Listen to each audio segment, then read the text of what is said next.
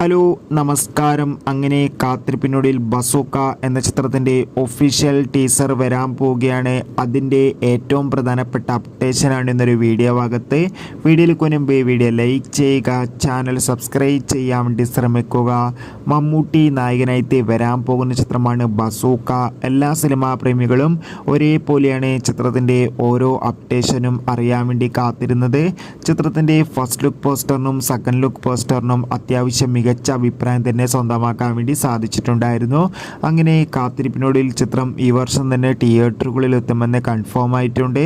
അതോടുകൂടി ഇപ്പോഴത്തെ ചിത്രത്തിൻ്റെ ഒഫീഷ്യൽ ടീസർ നാളെ ആഗസ്റ്റ് 15 തീയതി രാവിലെ 10 മണിക്ക് പുറത്തു വരുമെന്ന് ഇപ്പോൾ ഒഫീഷ്യലായി കൺഫേം ആക്കിയിട്ടുണ്ട്.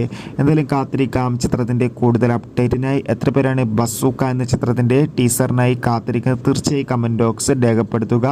കൂടുതൽ സിനിമാ വാർത്തകൾക്കായി നമ്മുടെ ചാനൽ ഇപ്പോൾ തന്നെ സബ്സ്ക്രൈബ് ചെയ്യാൻ വേണ്ടി പരിഗണിക്കുക. ബൈ.